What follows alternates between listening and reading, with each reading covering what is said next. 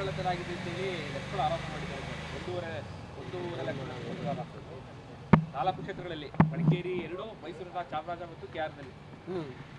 ನರಸಿಂಹರಾಜ ಕ್ಷೇತ್ರದಲ್ಲಿ ಕಾಂಗ್ರೆಸ್ಸಿಗೆ ಸುಮಾರು 76,000 ಲೀಡ್ ಬಂದಿದೆಯಲ್ಲ, ಅಲ್ಲಿ ಖಾಲಿ ಸೈಟಲ್ಲೆಲ್ಲರೂ ಕೂಡ ಹಿಂದೂಗಳ ಸೈಟಲ್ಲೂ ಕೂಡ ಮುಸಲ್ಮಾನರ ಓಟು ದಾಖಲಾಗಿದ್ದಾವೆ. ಅದ್ರ ಬಗ್ಗೆ ಏನು ಹೇಳ್ತೀರಿ ಸರ್? ಹಾಗಾದರೆ ಅಲ್ಲ, ನಾನು ಈ ಆರೋಪ ಮಾಡ್ತಿರೋ ವ್ಯಕ್ತಿ ಜೀವನದಲ್ಲಿ ಒಂದು ಗ್ರಾಮ ಪಂಚಾಯತಿ ಚುನಾವಣೆ ಗೆಲ್ಲುವ ಯೋಗ್ಯತೆಯೂ ಇಲ್ಲದಿದ್ದವನು. 5 ಚುನಾವಣೆಯಲ್ಲಿ ಸೋತಾನೆ. ಹಿಂದೆ ಇಲ್ಲಿ ಚಾಮರಾಜದಲ್ಲಿ ಹಿಡ್ಗ ಇಟ್ಕೊಂಡ್ಬಿಟ್ಟು ಇಂಡಿಪೆಂಡೆಂಟಾಗಿ ನಿಂತ್ಕೊಂಡು 100 ಓಟ್ ತಾಳಕ್ಕಾಗಿರಲಿಲ್ಲ. ಆ ಮನುಷ್ಯ ಆರೋಪ ಮಾಡಲಿಕ್ಕೆ ಬರ್ತಾನೆ. ಜನ ಈ ಮೈಸೂರಿನಲ್ಲಿ ಈ ಥರ ಈ ಕ್ಷುಲ್ಲಕವಾಗಿ ಮಾತಾಡೋವಂಥವ್ರು, ಈ ಕೂಗುಮಾರಿಗಳು, ಈ ಉದ್ದೇಶ ಶುದ್ಧಿ ಇಲ್ಲದಿದ್ದಂಥವ್ರು ಅಪ್ರಾಮಾಣಿಕರನ್ನು ಗೆಲ್ಲಿಸಲ್ಲ ಅನ್ನೋದು ಸತತವಾಗಿ ಸಾಬೀತು ಮಾಡ್ಕೊಂಡು ಬಂದಿದ್ದಾರೆ. 5 ಚುನಾವಣೆಯಲ್ಲಿ ಹೀನಾಯವಾಗಿ ಸೋತಿರುವಂಥ ವ್ಯಕ್ತಿ ಮಾಡುವಂಥ ಆರೋಪಕ್ಕೆ ನೀವು ಹೆಚ್ಚು ಒತ್ತನ್ನು ಕೊಡುವಂಥ ಅಗತ್ಯ ಇಲ್ಲ. ಪ್ರಿಯಾಂಕಾ ಖರ್ಗೆ ಹೇಳುವಂಥದ್ದು, ನಾವು ಚುನಾವಣಾ ಆಯೋಗ ಇಡಿ ಮೇಲೆ ಒಂದು ಆರೋಪ ಮಾಡಿದ್ರೆ ಬಿಜೆಪಿ ಈ ನಮ್ಮಲ್ಲಿ ಈ ಗುದ್ದೋಡೋಗೋದು ಅಂತ ಹೇಳ್ತಾರೆ, ಹಿಟ್ ಆ್ಯಂಡ್ ರನ್ ಅಂತ. ಈ ವ್ಯಕ್ತಿನೂ ಅಷ್ಟೇ, ಸ್ಪಿಟ್ ಆ್ಯಂಡ್ ರನ್ನು. ಅಲ್ಲ, ಪಾರ್ಲಿಮೆಂಟ್ ಸೆಷನ್ ಆಗೋಕ್ಕಿಂತ ಮೊದಲು ಆಪರೇಷನ್ ಸಿಂಧೂರ್ ಬಗ್ಗೆ ಪುಂಖಾನುಪುಂಖವಾಗಿ ಇಲ್ಲ ಸಲ್ಲದ ಆರೋಪವನ್ನು ಮಾಡಿದರು. ಪಾರ್ಲಿಮೆಂಟಲ್ಲಿ ಆಯ್ತಪ್ಪ ಬನ್ನಿ ಡಿಬೇಟ್ ಮಾಡೋಣ ಅಂತೇಳಿ ಹೇಳಿದ್ರು. ಅಲ್ಲಿ ಇಡೀ ದೇಶದ ಮುಂದೆ ಏನು ನಡೀತು ಅನ್ನೋದನ್ನು ಜೈಶಂಕರ್ ಅವರು ಇರ್ಬೋದು, ಸ್ವತಃ ಮೋದಿಜಿಯವರೇ ಉತ್ತರವನ್ನು ಕೊಟ್ಟು ಅಲ್ಲಿ ರಾಹುಲ್ ಗಾಂಧಿಯವರ ದಡ್ಡತನವನ್ನು ಬಹಿರಂಗ ಮಾಡಿದರು. ಅದಾದ ಕೂಡಲೇ ಈಗ ಇಲ್ಲಿ ಕರ್ನಾಟಕ ಕೊಡ್ಬನ್ನಿ, ಅಲ್ಲಿ ಡೆಲ್ಲಿನಲ್ಲಿ ಸೆಷನ್ ನಡೀತಾ ಇದೆ. ಆಯ್ತಪ್ಪ, ಸೆಷನಲ್ಲೇ ಮಾತಾಡಿ ಇದನ್ನು ವಿಚಾರನ. ಇಲ್ಲಿ ಬಂದು ಇಲ್ಲೇನೋ ಬರೀ ಮಹದೇವಪುರ ಕ್ಷೇತ್ರದಲ್ಲಿ ಆಗಿದೆ ಅಂತ ಹೇಳ್ತಿರಲ್ಲ. ಇಲ್ಲೇ ಬನ್ನಿ ಮೈಸೂರಿನಲ್ಲೇ ನರಸಿಂಹರಾಜ ಕ್ಷೇತ್ರದಲ್ಲಿ ಇದ್ದಾರಲ್ಲ, ಅದ್ರ ಬಗ್ಗೆ ಹೇಳಿ. 76,000 ಲೀಡ್ ನಿಮಗೆ ಹೆಂಗೆ ಬಂತು ಸರ್?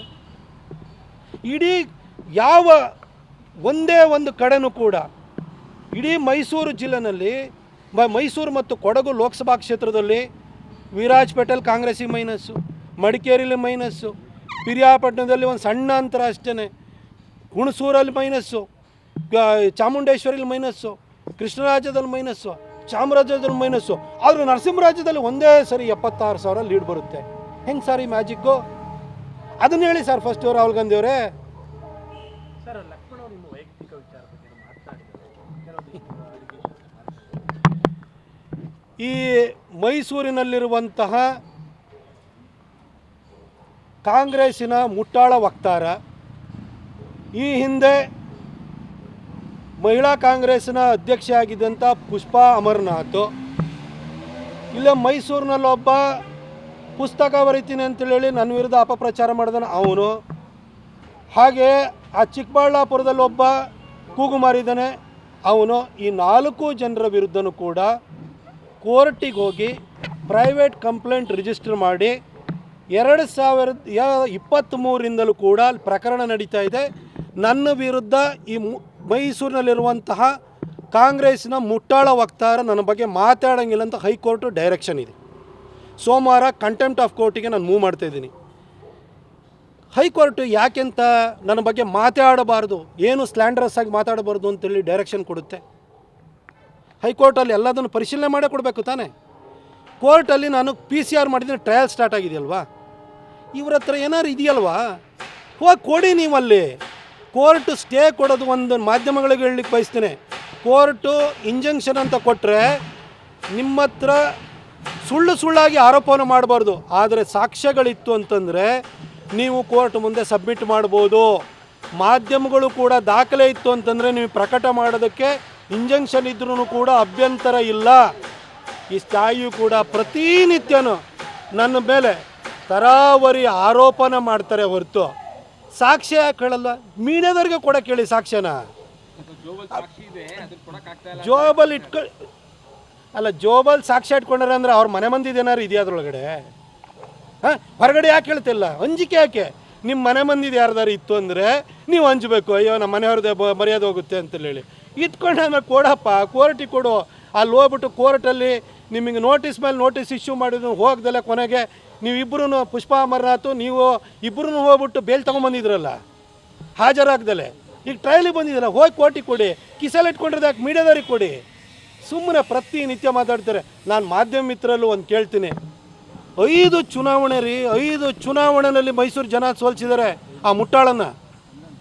ಅವನ ಮಾತಿಗೆ ಅವನು ಮಾಡೋ ಆರೋಪಕ್ಕೆ ಇವತ್ತರೆಗೂ ನಾನು ಮಾಧ್ಯಮದವ್ರನ್ನ ಕೇಳ್ತೀನಿ, ಇವನು ಜೀವನದಲ್ಲಿ ಯಾವುದಾದ್ರು ಅವನ ಆರೋಪಕ್ಕೆ ಒಂದಾರು ಸಾಕ್ಷ್ಯ ಕೊಟ್ಟಿದ್ದಾನೇನ್ರಿ? ಮತ್ತು ಅವನ ಮಾತು ಕೇಳ್ಕೊಂಡು ನೀವು ಇಲ್ಲಿಗೆ ಬರ್ತಿರಲ್ಲ. ನಾನು ಮಾನ್ಯ ಸಿದ್ದರಾಮಯ್ಯ ಸಾಹೇಬರಿಗೆ ನಿಮಗೆ ಅವನ ಮೇಲೆ ಭಾಳ ಪ್ರೀತಿ ಇದೆ. ಯಾಕಂದರೆ ಮೈಸೂರನ್ನ ಗೆಲ್ಲಬೇಕು ಅನ್ನೋ ಉದ್ದೇಶ ಇದ್ದಿದ್ದರೆ ಆ ಡಾಕ್ಟರ್ ವಿಜಯ್ ಕುಮಾರಿಗೋ ಸುಶ್ರುತಿಗೋ ನೀವು ಟಿಕೆಟ್ ಕೊಡ್ತಾಯಿದ್ರಿ.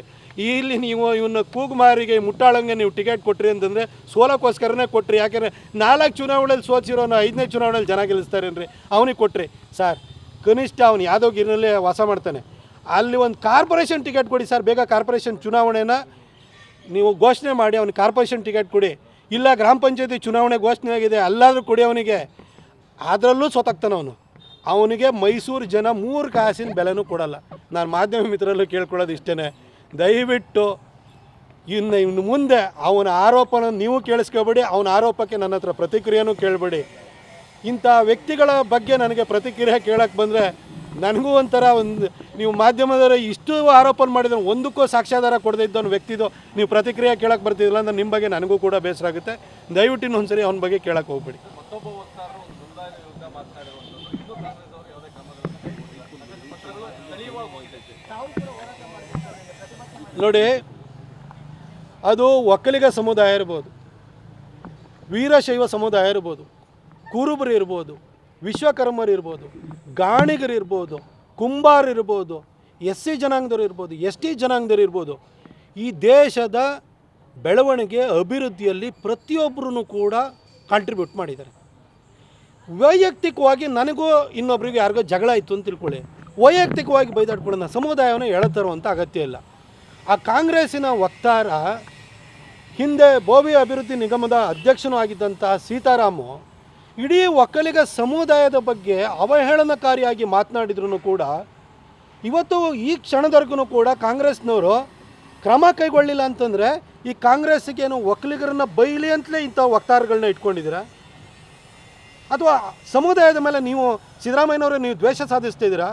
ಅವನು ಇಡೀ ಫೇಸ್ಬುಕ್ಕಲ್ಲಿ ನಿಮ್ಮ ಪಕ್ಕದಲ್ಲೇ ಇದ್ದಾನೆ, ನಿಮಗೆ ಅಂಟ್ಕೊಂಡಿದ್ದಾನೆ, ನಿಮ್ಮ ಜೊತೆ ವಾಕಿಂಗ್ ಮಾಡ್ತಾಯಿದ್ದಾನೆ.